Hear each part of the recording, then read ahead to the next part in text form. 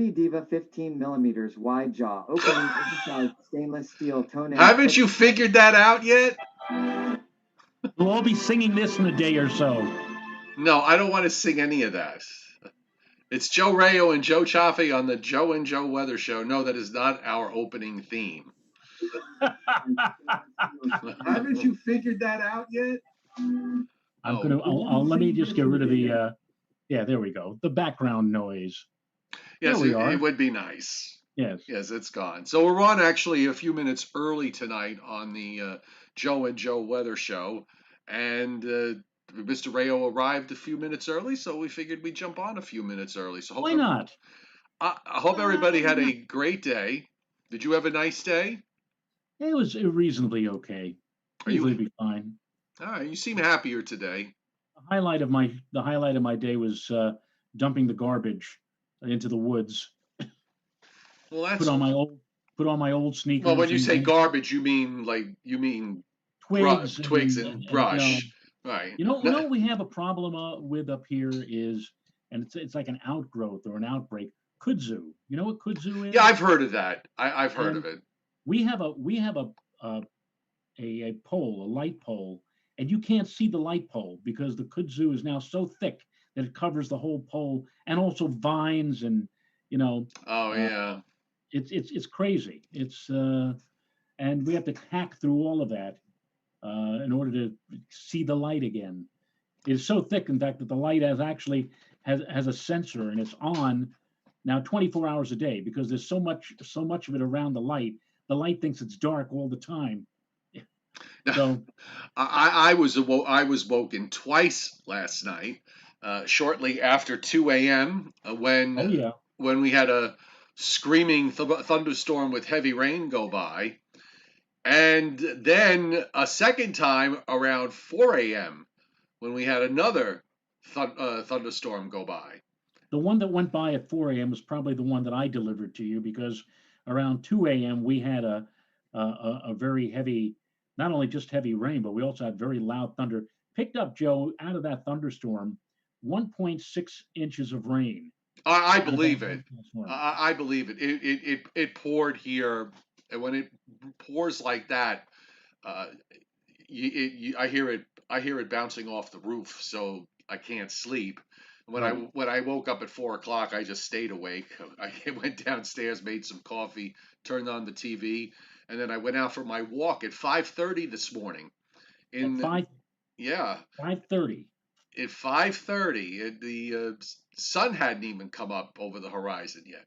I think I told this story when my wife and I lived in an apartment in Franklin Square, and we used to go to work at like 4 o'clock in the morning or 4:30.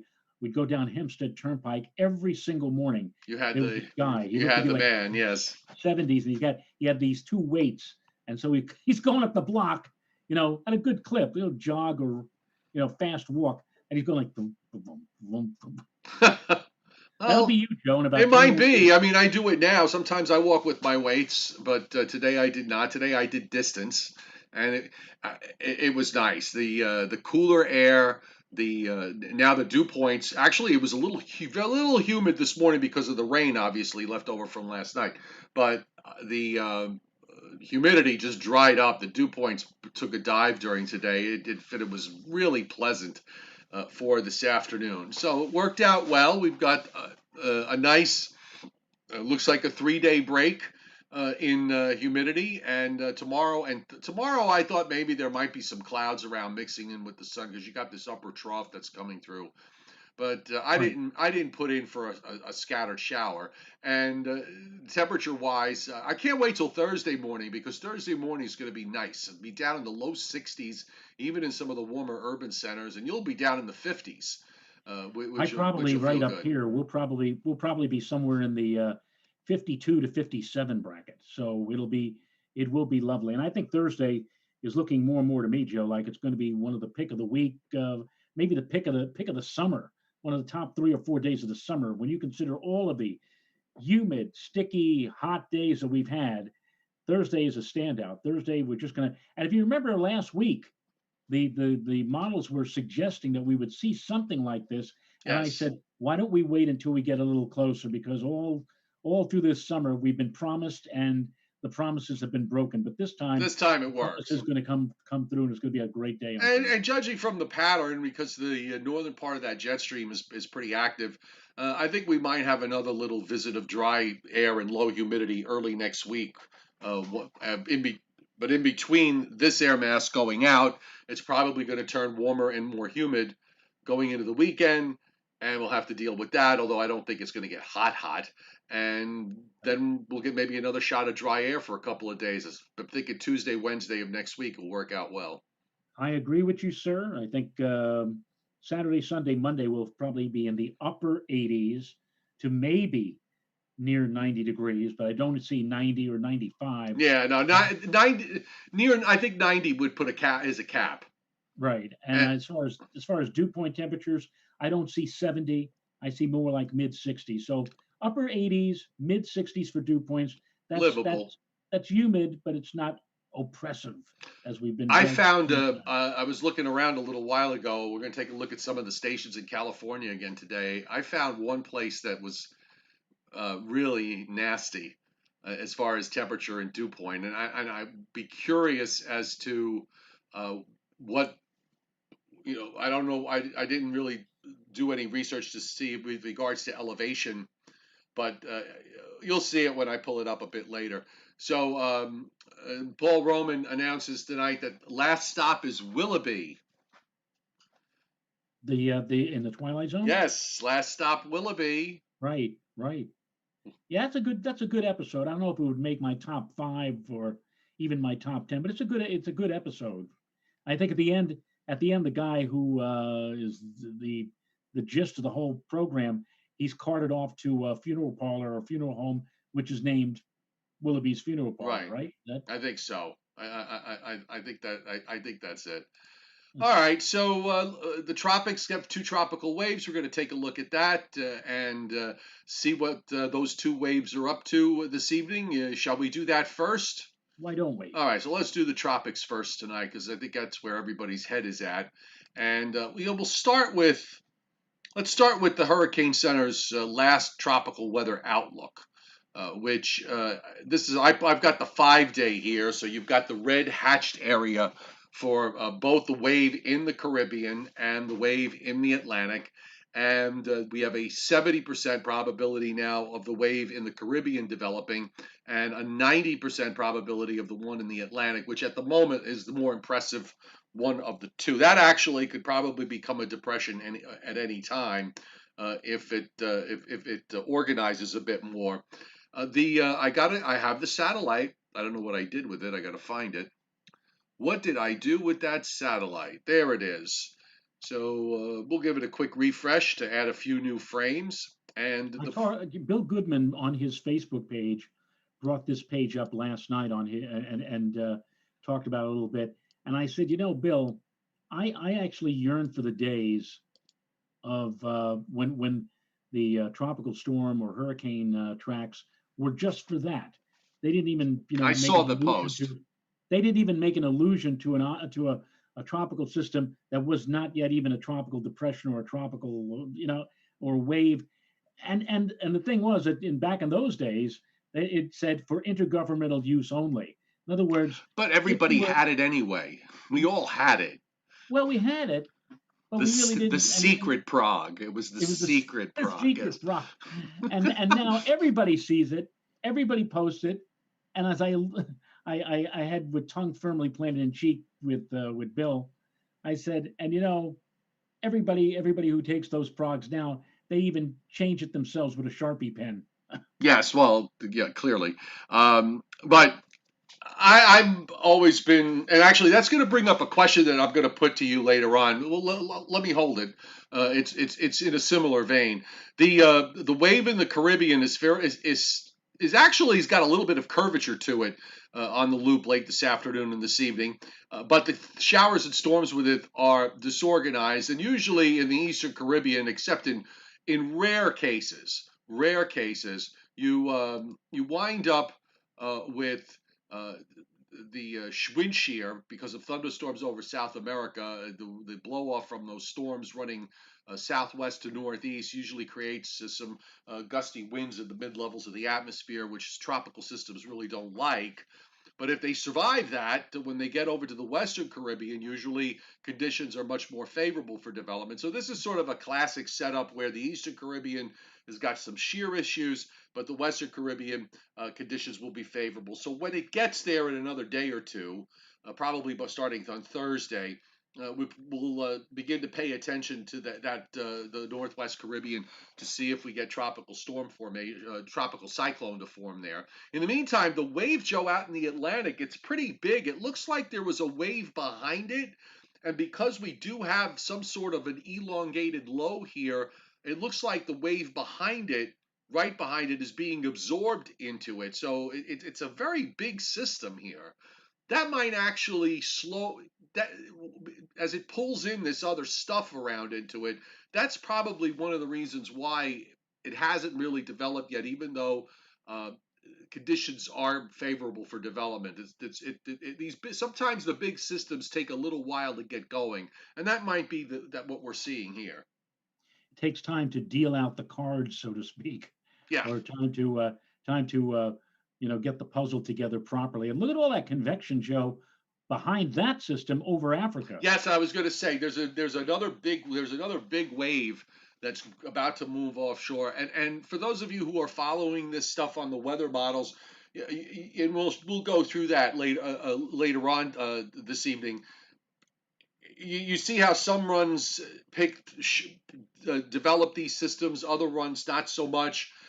On some runs, you could barely find it, and I think that's something that's going on with the models as they usually try to juggle all the factors in play, and they don't often handle these tropical systems very well.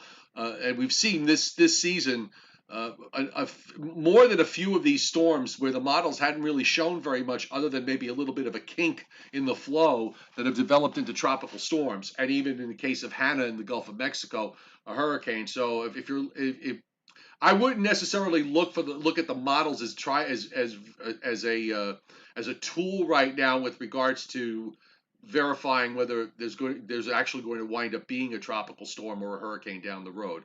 I think the best way to play this, Joe, is just we'll just watch it how it evolves on the satellite over the next couple of days, and we'll see what happens. That's the best way to handle it. Yeah, and the European the Category 3 hurricane near Hatteras that they had yesterday on the 240 has mysteriously disappeared. Right. On the 216-hour prod. Right. So, although the Canadians got the Canadians got quite a system that it develops, and the Canadian is working on its new upgrade. I mean, they had their upgrade done back months ago.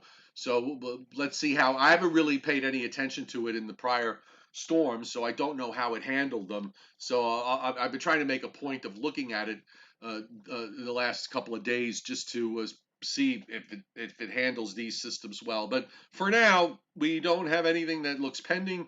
The thunderstorms with the wave in the Atlantic looks like there's a little bit of bursting going on, but it's a very large sprawling system, so we're just going to have to wait for it to tighten up just a little bit before we see this being upgraded to either a tropical depression or anything beyond that.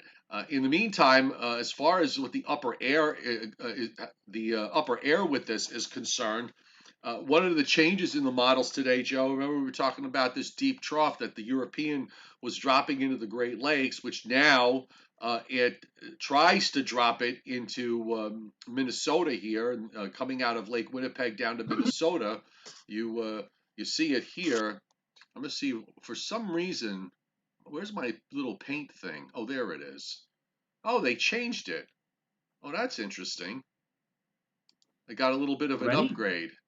Huh. Hang on, let me get rid of it. I got to close a window, and let's open it again. Oh, okay, there you go. So, this is your trough in the northern part of the jet stream that the European had this big cutoff low that formed in the Great Lakes, and you wound up with it trying to take the system up the coast in some form or another. And of course, on this particular run, and even the run from last night, didn't quite do that because that trough, instead of dropping in, on this latest run, winds up just moving along to the east. The other thing that's important, that's probably made at this stage of the game, since we don't really know what's going to happen with that upstream trough in the northern part of the jet stream. So I think the way to look at this is to focus on the upper high that's building out in the Atlantic into the Gulf of Mexico. And that's actually going to be important for both weather systems, Joe, because the high building into the eastern Gulf is going to steer the system in the Northwest Caribbean northwestward or west-northwestward, perhaps toward Texas, maybe a little bit further north up the coast if the high is not quite as strong. And that same high is going to drive this wave west or west-northwestward. And we'll have to see, does it, when it gets closer to the islands, is it going to move over the islands or is it going to go north of the islands? That's another big question. And it's all due to that east-west high and how strong it gets. Yes, and so we're talking about suppression here with that big ridge of high pressure suppressing the intertropical convergence zone convection further to the south.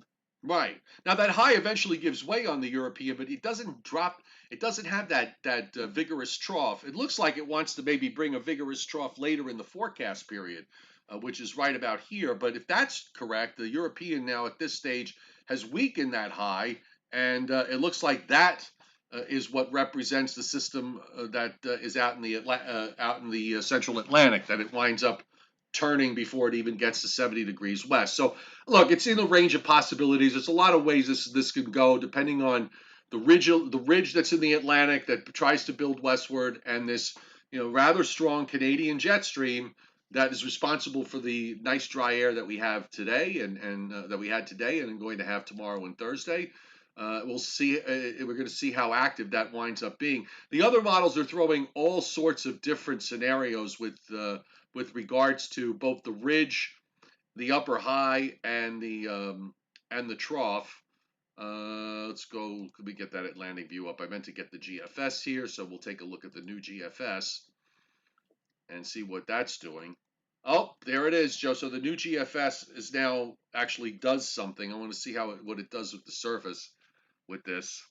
I'm looking at it for the first time. So here it builds the ridge. There's a trough that lifts up early next week that goes through here. We talked about that. So we mentioned the dry air for Tuesday and Wednesday. It's got some kind of upper low. I don't know where this comes from, though.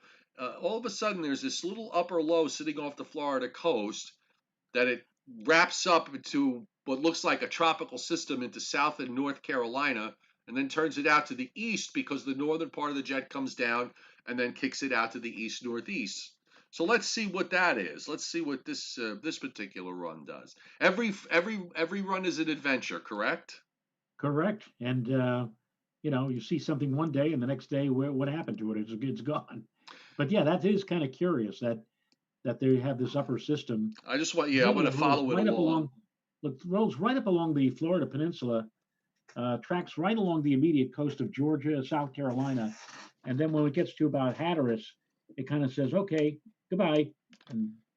All right, so that looks like it's the Atlantic low, goes over the northern Leeward Islands, actually moves directly over the Dominican Republic, and then it's kind of, I guess it's the low is gone, but the moisture remains, and then suddenly it reorganizes just east of Fort Lauderdale, Palm Beach, as the surface low there, sits there for about a day and a half to almost 2 days. It's stationary there for 2 days, and then it starts moving northward as a small hurricane straddling the Carolina coast, and then it turns out to the east. So we have another one of these endless possibilities with the models.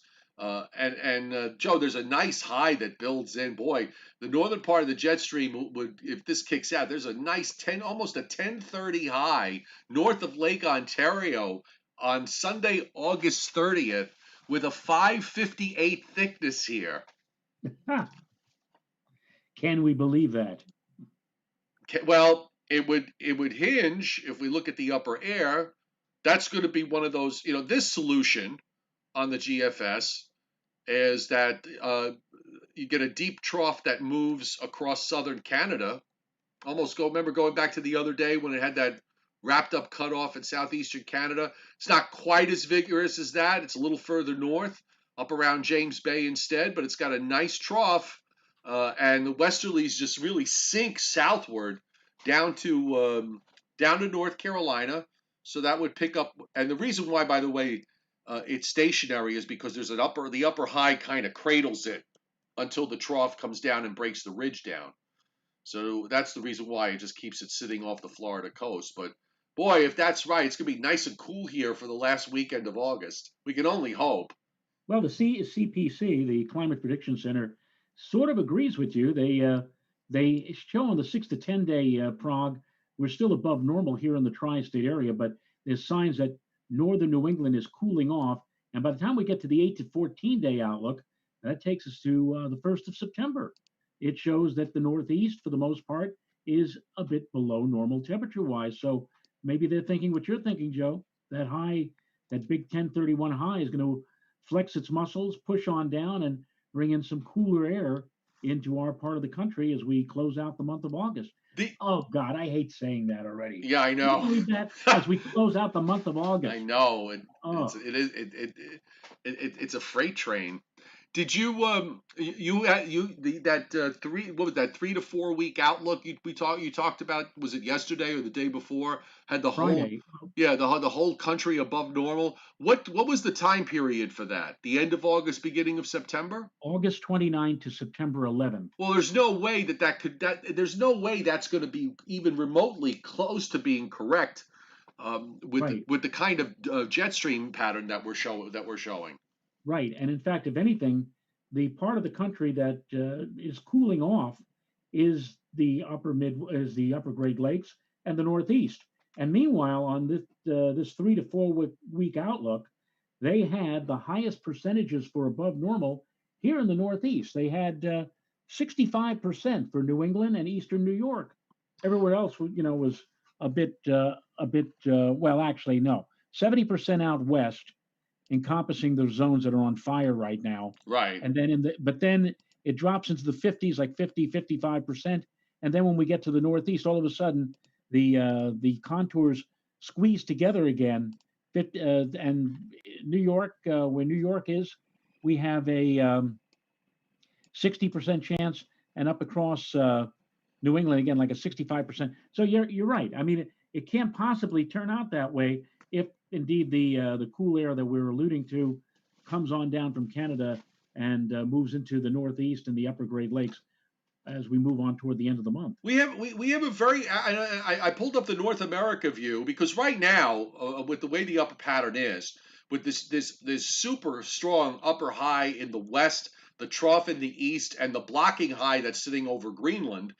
You have we talked about this over the weekend when we showed the teleconnections, and I'm going to bring those up in a second. But this is a pattern that winter weather lovers would be dancing in the street. In fact, that Sunday system under in January, if the upper air setup in January, that Sunday system would probably have been like a 3 to 5, 4 to 6 inch snowfall for us.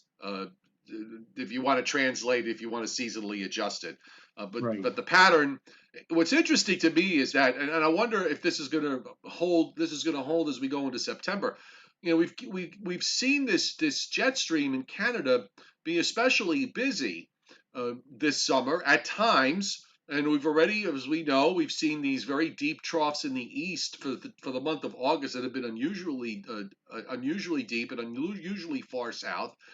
If this holds into September, it could mean for a change we might actually have a reasonable September, instead of what's become an annual ritual of prolonging summer through at least through the month of September and into the first week or two of October. Right. Don't forget that last fall, on October the 3rd, the temperature, I think, hit 93 degrees at Central Park. on October 3rd, no less. Right, and right after that, that's when the switch. Then when we flipped the switch, and it got normal after that, as I recall. But I'm just looking at this through the long range, and you still have troughing. It's not it's not deep troughing, but you still have the ridge in the west at the end of the forecast period, and you have and you have troughing generally in the east. So we're still gonna we're gonna have to pay attention to this on a number of levels. Obviously, with the possibility that there might be a tropical system running around, it becomes very important. But it may also be important in terms of what the long range holds for us when we finally get into the month of September. I'd love to see this. I'll bring that surface map. I want to see what the dew points are on that. That ought to be interesting. But let me bring up that surface map. So far, a few people have been talking about the fact that it's been so dry this summer, and especially in the aftermath of Isaias on parts of Long Island, talking about how the salt water got involved. And yes, if the south-facing the south-facing lawns and trees have that like a salt burn right. on it, and of course it didn't help that we've had this sort of drought situation, but the north-facing sides don't have it. That actually happened during Sandy, and of course with these two tropical storms, you get that salt ocean air that was brought in on south winds. No big shocker here. I'm just looking, Joe. That's almost a 1030-ish high. Let's bring up the dew points. The dew points probably, I'll bet, near the center of that thing. Oh, you're in the 40s. Oh, let's celebrate. If this is the case, we'll have to get out the hoodies for this one. Sunday, August 12th. I'm sorry, Sunday, August 30th at 8 a.m. The dew point at New York's just by you, Joe, 40. Bridgeport, 39. Northwest Jersey, northeastern PA, 39. Down in southern Virginia, in central Virginia, south of Washington, D.C., Fredericksburg, for example, 48. 48 dew point. That's crazy. Right. And I'm looking for Monday morning. Same thing. I mean, still dew points in the upper 30s and low 40s. And of course, after that, it goes away. And we're back to dew points in the mid 60s by the time we get to Wednesday, those first days of September. But if that winds up verifying, that is going to be some weekend there for Saturday, because that's when it arrives. You get a front through on Friday night, late Friday night. There's your tropical storm off the North Carolina coast moving eastward. And by Saturday morning, as you said yesterday, the upper trough acts just basically as a kicker and kicks the system out to the east, and we get into the cool, dry air. I want to bring up temperatures. Of course, now that I've done all this, none of this is going to verify, but I just want to, I mean, just for laughs, is just to see that. I'm looking at the Saturday afternoon, 2 p.m. temperatures. Generally upper 60s and low 70s on Saturday. Not out of the 60s on Sunday with a northeast wind. And then back up to upper 60s and low 70s on Monday. As we live and breathe, Joe. As we live and breathe.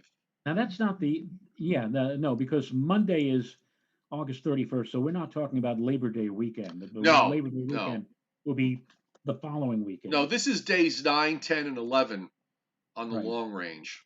So we'll see where it brings us down the road. So let me bring up. Let's go look at the heat in California and take a look at what's happened there. So these are the high temperatures now. Joe, I don't know how it works out here. But Catalina Island, I mean, it seems to me that would be far enough offshore where it wouldn't get that hot there. 97 for a high at Catalina Airport.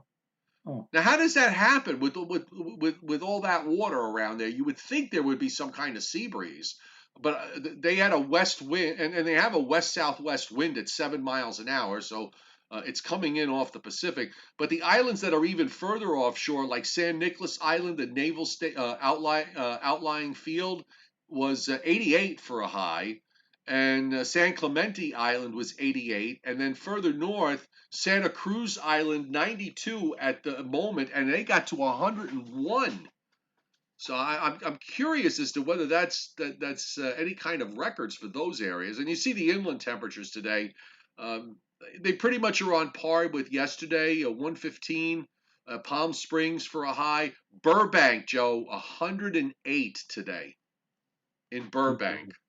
I've been hearing rolling blackouts out in Southern California, and there's some 3.5 million people are going to be involved with this. That they're going to have to deal with the heat and no electricity for.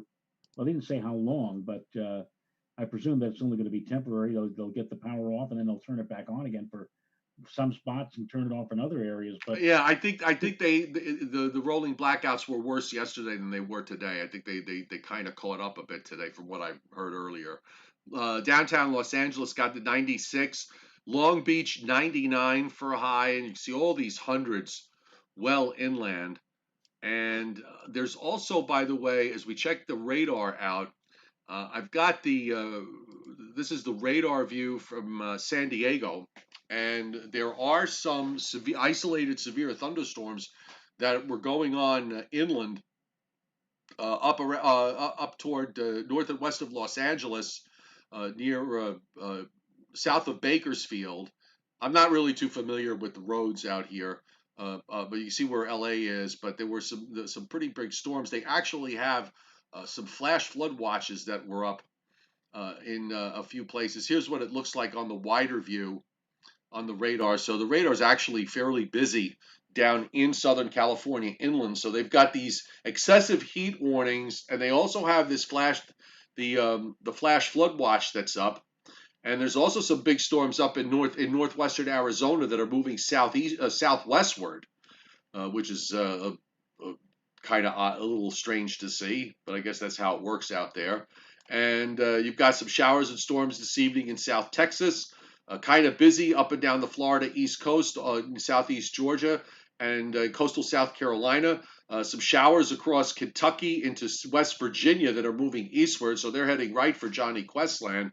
And by the way, I don't know if you saw it, but a friend of mine that lives up in Pulaski, New York, north of Syracuse, he was out on Lake Ontario today fishing. They had some wicked severe weather move across Lake Ontario with a lot of water spouts, and he was running his camera while he was out there. So if you're on my Facebook page, folks, my weather page, meteorologist Joe Chaffee, you could take a look at that video. It was actually quite impressive. There's actually a phenomenon called a seiche, where the water level of the Great Lakes drops almost in a blink of an eye, like several feet. I think it has something to do with the atmosphere. Maybe something like a push of wind down that pushes the water down as well. I remember there was one back in 1978 in Rochester, New York. They put out a big weather statement about how unusual that is, and I'm wondering whether or not they get that in a situation like what they had today. But wow. I want to bring up. I want to go back to California for a moment because there's a couple of things I noticed when I was pulling up. So here's where your watches and warnings are. So you have all this excessive heat warnings that are up through Central and Southern California, up and down the coast, back into southernmost California, most of southwestern Arizona, and then on up northward into Utah, Nevada, and further north into eastern Washington, eastern Oregon, and heat advisories up for parts of Montana and Idaho. But I was particularly intrigued by this particular zone, the Hanford, California zone, and the spot here. Now, this is Sequoia National Park. Okay. Now, when I looked at this earlier, it's cooled off. That's not fair. Well, this was not the spot I was looking at either because it was down to 86 there. So it was where was that? I got to find this spot because the ob was oppressive. So you see the whole area that's got flash flood watches up because of these thunderstorms, and no, this wasn't it either. Well, anyway, Joe, it was 106. The dew point. Now this is pretty well inland. It was called Three Rivers, California, if I remember correctly. Three Rivers, California. All right, let's see if that's what's the one. Okay, so here it is. Three Rivers Museum. Now I have no idea. This is the elevation is 860 feet, so it's kind of down low, as opposed because you get some of these obs out here where you're up 3, 4, 5,000 feet. 106, dew point 67, with a temperature of 106. A west-southwest wind at 2 miles an hour, and the heat index 112. Humidity 28%. The humidity 28%. The other one was, I also looked up, and this was kind of Furnace. Was it Furnace Creek, California? It's right near, the visitor center at Furnace Creek in Death Valley was 123. Dew point 46, so the humidity at 8%. But I was looking at the history, the 3-day weather history, and you can pull up the annual rainfall on there. And the yearly precip total, it was 0.63 inches for the whole year. And the precip, the water year, which goes from October 1st to September 30th, 1.22 inches for 12 months.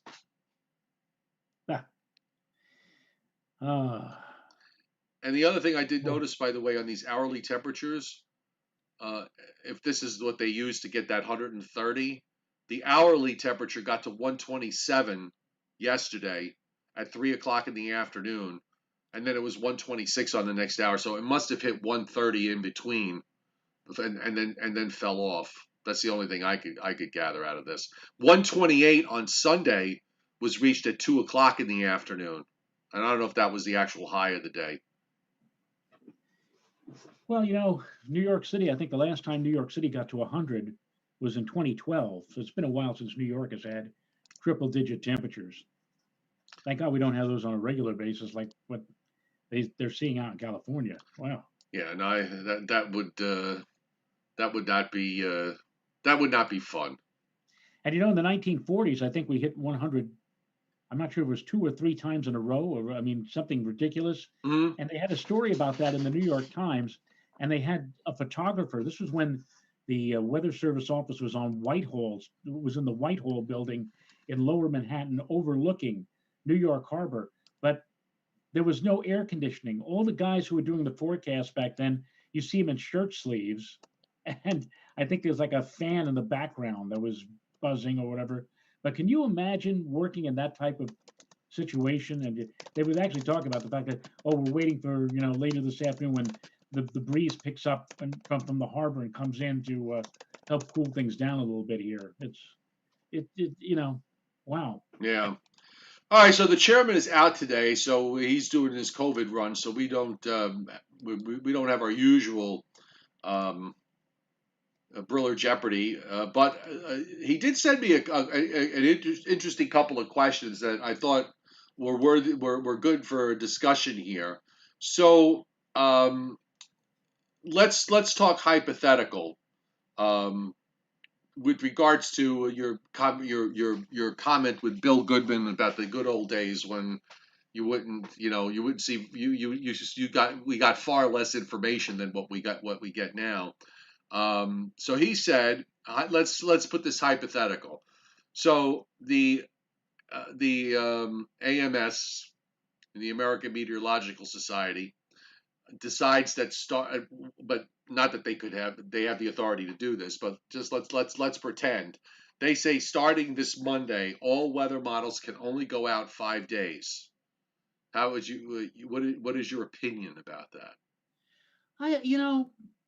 It wouldn't bother me all that much, because even with what we have, I've been saying for a long time that once you get beyond 5 days, the accuracy really begins to go down. So what difference does it make? And so, well, it's not going to stop us from speculating.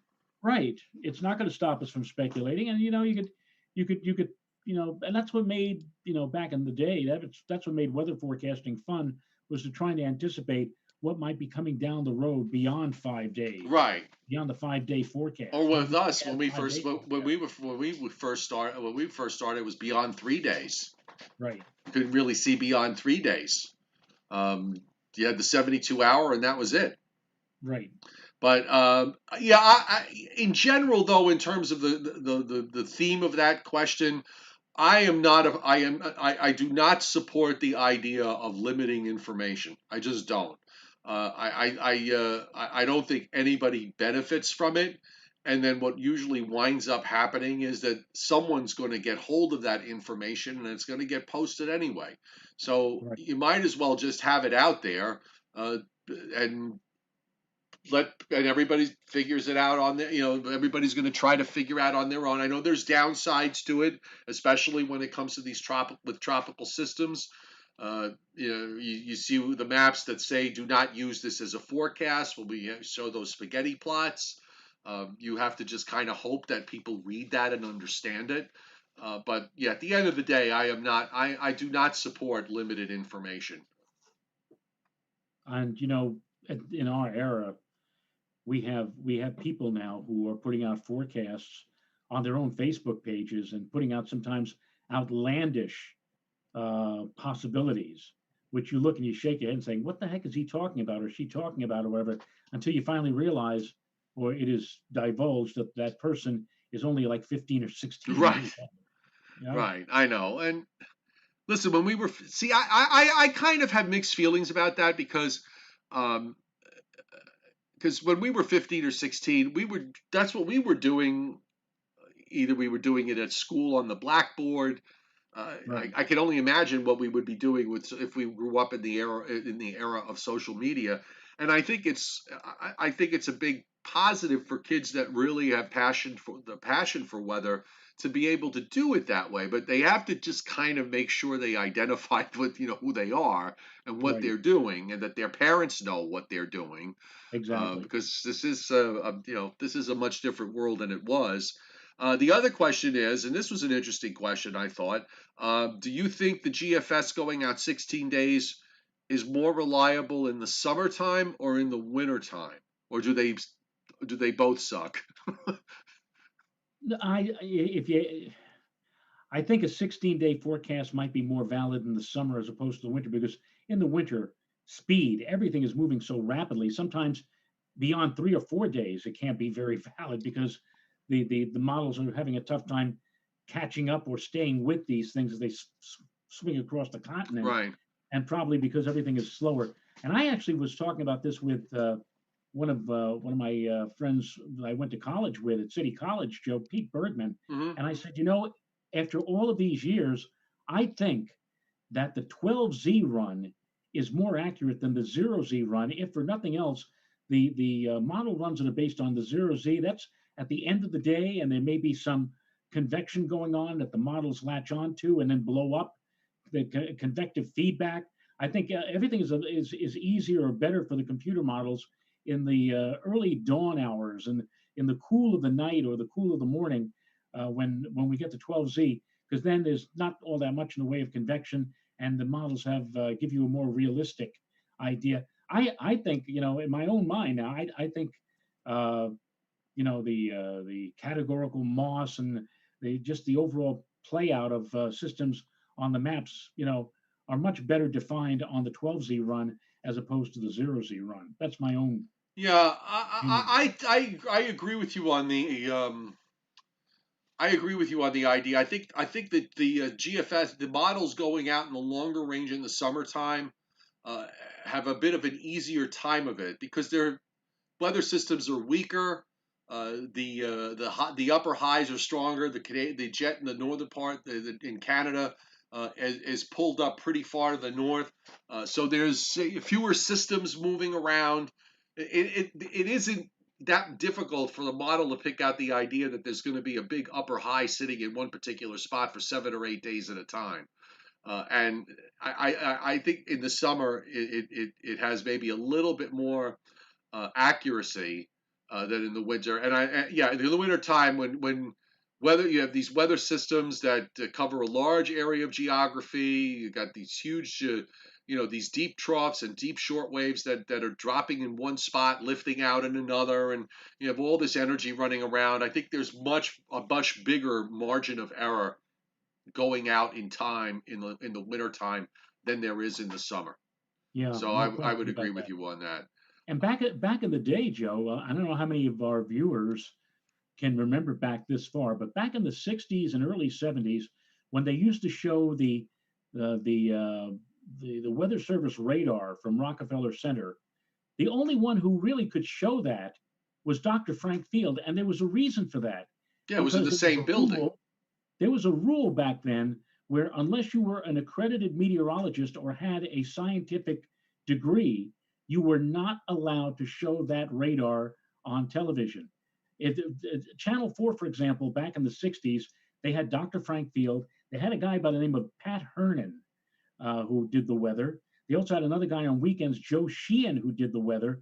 But Joe Sheehan and Pat Hernan weren't allowed to show the Weather Service radar. Only Frank Field was because Frank Field was a meteorologist. That was an interesting thing. And then on weekends, they replaced Joe Sheehan with Dr. Tom Nicholson. Dr. Tom Nicholson was an astronomer at the Hayden Planetarium and later became the head of the whole Museum of Natural History. But he had an advanced degree, and so he was allowed to, or he was able to, show that radar. I think that rule went out the window by the mid or late 70s. I don't know exactly when, but now, as we know, on television, anybody could show any kind of radar, and it's not Oh yeah. it's not the old-fashioned radar Well, it also beam. the other thing too. It was very expensive. I mean, you had to run a cable. You basically had to run a gigantic cable from Rockefeller Center to Right, the other television stations in town, and WNBC on the in the same building 12 flights up. right. I forgot I what remember. floor. Wait, not 12 flights up, but I forgot what floor the studio that was in. I don't know if it was on the seventh floor or the fifth floor, but they had to run a cable through the building, through the walls of the building, so that you could actually put the radar on the air. Right, I mean, and obviously now that's no longer an issue. Can you imagine the and cost? The cost must have been tens of thousands of dollars right, in 1970s dollars to do that. right. 1973, I visited Dr. Bob Harris at WOR Radio 710. He was the meteorologist on the Rambling with Gambling show. And I got to tell you something, Joe. In 1973, WR must have been spending a small fortune. They had a super duper weather center put in for Bob Harris, and he had the radar. He was able to watch that radar from Rockefeller Center, and that's when they spent a lot of money. And then with the passage of time, they began to downsize, and the money began to just trickle in as opposed to flowing in. And your good friend and my good friend Bill Corbell, he didn't have like a fraction of the stuff that Yes. Bob Harris had in the early 70s. They really downsized by the late 70s, and now, like we know now today, 2020, anybody could have anything on their computer. It's Hmm. so much different It's than it was everywhere. back in the day. It's a good thing. It was stuff that we dreamed about when we were kids. Remember? Right, right, Daniel Fitzsimmons, yes, trough in the east and ridge in the west. If one of these troughs, if another one of these troughs gets a little more active, yeah, we could wind up with a nice cool shot of air at the end of the month. The last run of the GFS certainly argues for that. Now, whether that remains the case when we're here at this time tomorrow, that remains to be seen. And James Volpe says he's having some wine and relaxing to Joe and Joe. James, I actually have a glass of Merlot right now in the refrigerator with I cut up a gigantic nectarine and I put the nectarine inside the glass with the wine. And when the show is done, it's going to be a cold glass of wine-soaked peaches. wow, That's an Italian thing that my mom used to do.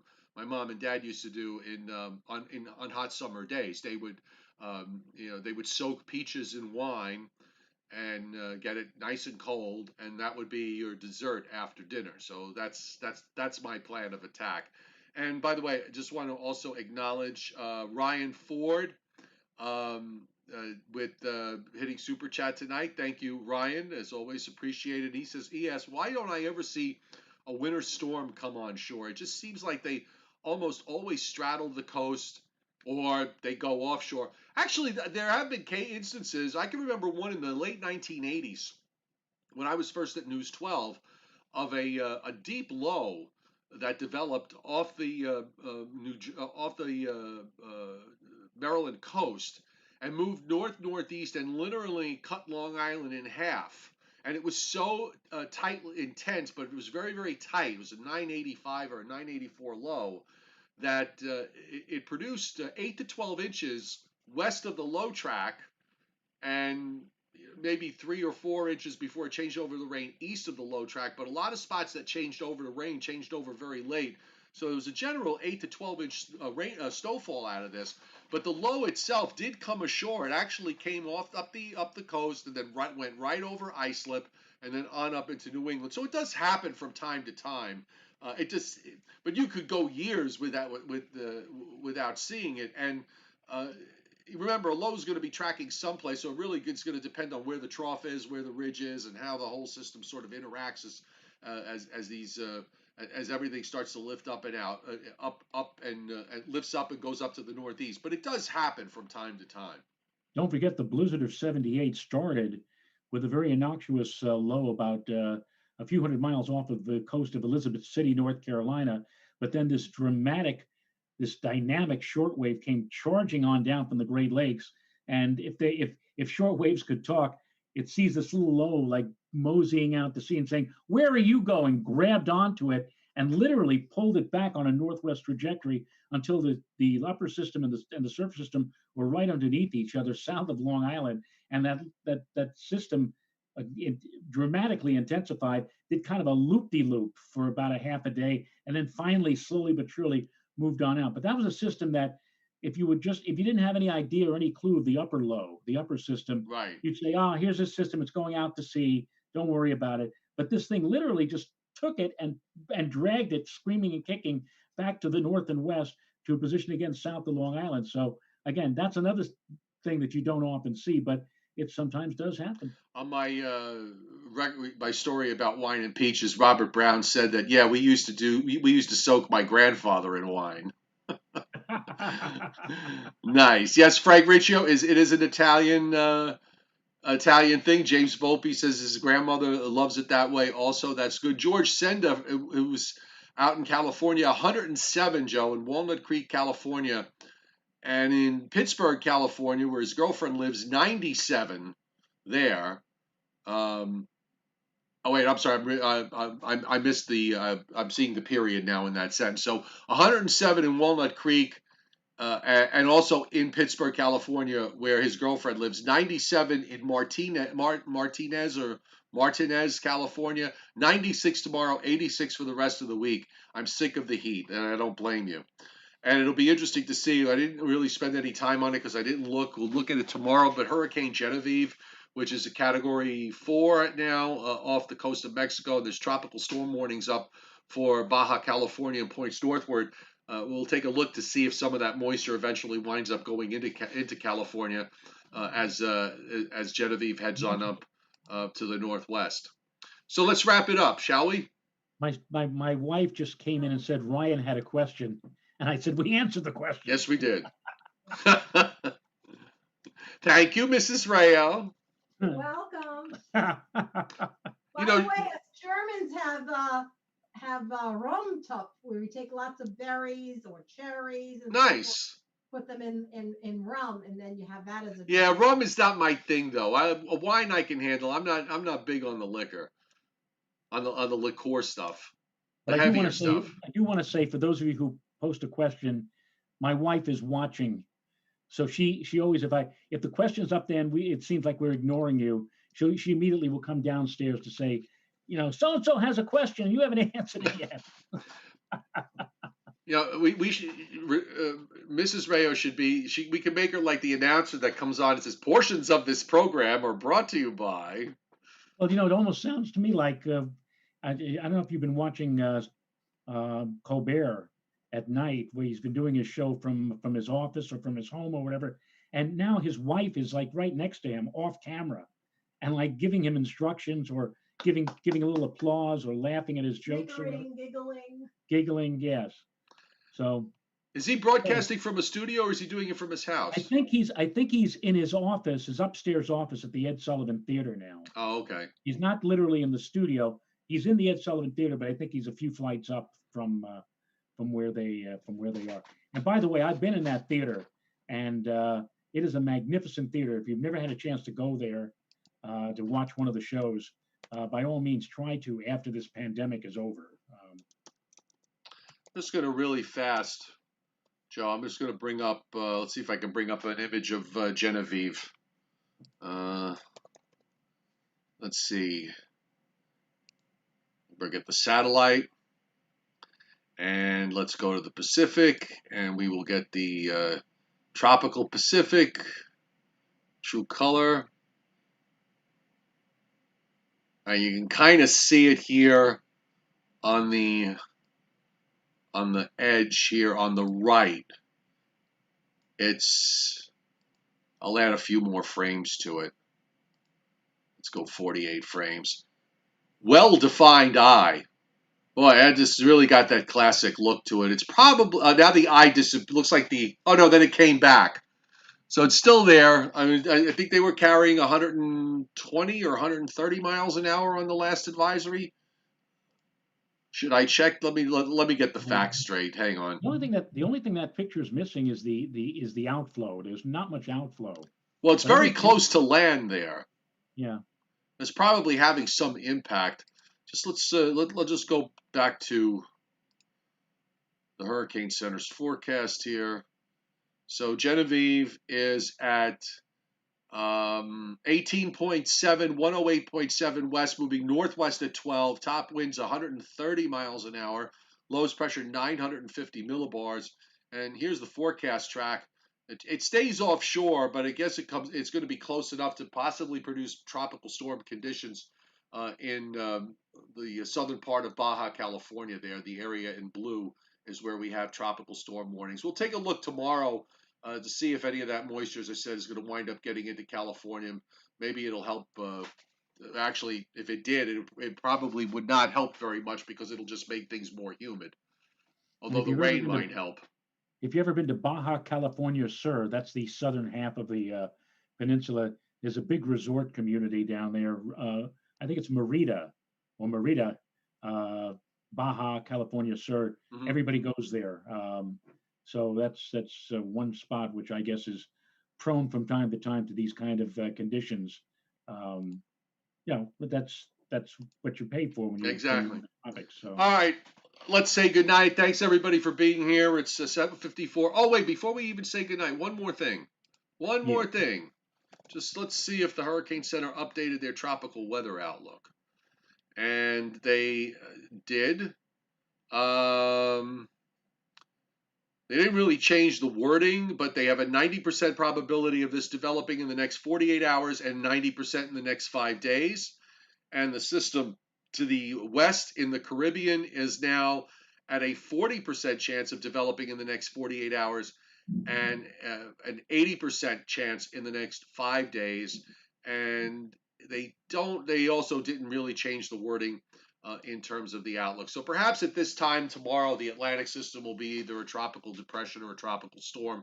We shall see. So make sure you're back with us tomorrow at 7 o'clock Eastern time. And I want to thank everybody on the chat board, and especially the chairman, Scott Briller, for banging the drums over the last few days, because I am now down to 12 away from the magic 1,000. And I've noticed that, Scott in particular and others on the chat board have been campaigning, so to speak, to get extra subscribers for me to meet that 1,000 mark. So let's do that. Go to Joe Rayo Weather. If you're here on just watching, go to Joe Rayo Weather and use your Gmail address to subscribe to his YouTube channel so you can get his weather updates, and we can get him over the 1,000 subscriber mark, which we hope to do very, very shortly. Thank you.